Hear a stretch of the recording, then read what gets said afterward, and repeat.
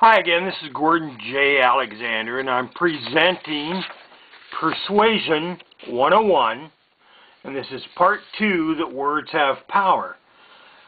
You heard in part 1 the story of when I was 9 years old and was selling flowers door to door, and I saw a change in the women when I mentioned the words spiders, snakes, and mice.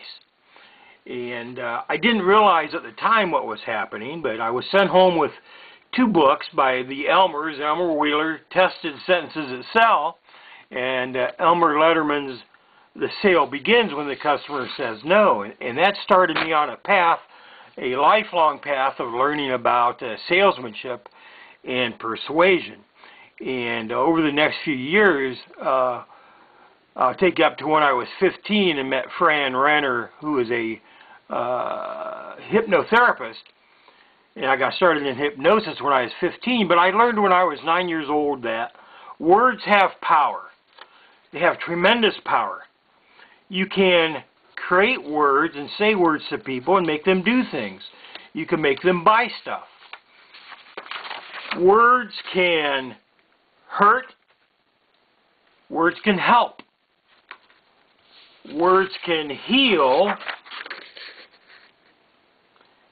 Words can make you fall in love, and words can end love. There's a tremendous power in the words that we say to each other, both the spoken word and the written word.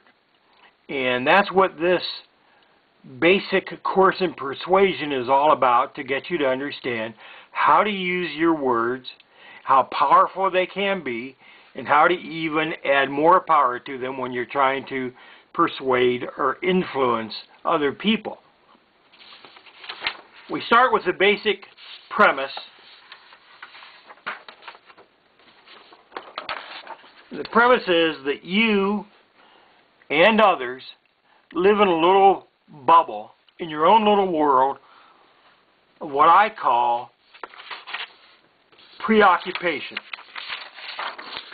At any given time of the day and in your life, you are preoccupied with something. And on subsequent videos, you'll see exactly what these preoccupations are and how to get them. And how to use the preoccupations to understand them as it comes. You're going to be learning about what your knowledge can do as it relates to the other person's preoccupation. But for now, you must understand that your words, both face-to-face or remotely, and remotely can be by phone or text, social media like Facebook. You can hear your words, can be on the radio or TV if you're trying to sell something or persuade or influence somebody to buy these. Your words can be found in newspapers and books.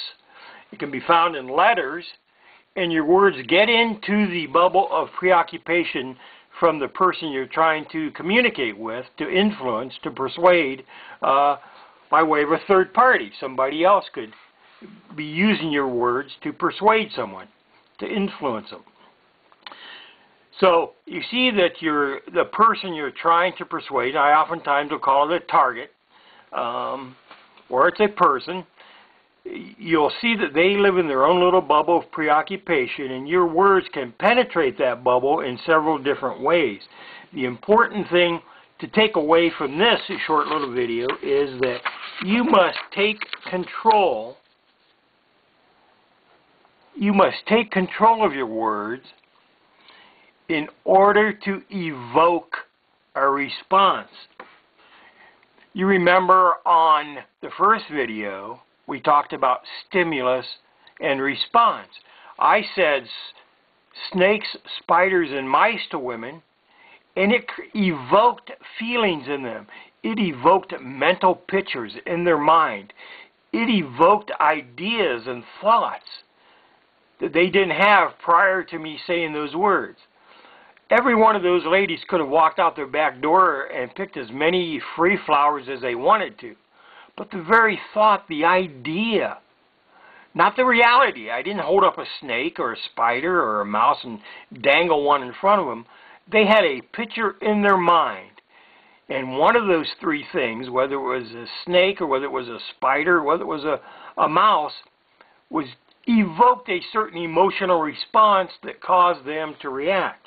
So what you have to do and understand going into a situation is your desired response, you've got to know what that is. You are the stimulus. And you are the stimulus to get their response. So your desired response is already known, so therefore you must use the right stimulus to get the response that you want. And we're going to be covering this in the next couple of videos, the you, your knowledge, and their response. And when you're done with this series, it's only going to take you less than an hour of time to get the whole basics down of what I'm trying to get across to you in this stimulus response world that we live in, is that your words have power. And when you know how to construct the words, whether verbally, whether you're speaking to somebody and trying to influence them, or whether you're writing them, or whether they're getting your words through any other media, however it is, they are powerful words. And when you learn to control and understand the effect that your words have on people, you're going to open up a whole new world of possibility. So, on the next video, we're going to be talking about you and the knowledge that you need to get and to have. And then on the video after that, we're going to discuss them, your target, and what their preoccupations are. And then we're going to go into a video about exactly what the major preoccupations are. This is Gordon Alexander, and we'll see you on the next video, or you'll see my wonderful work.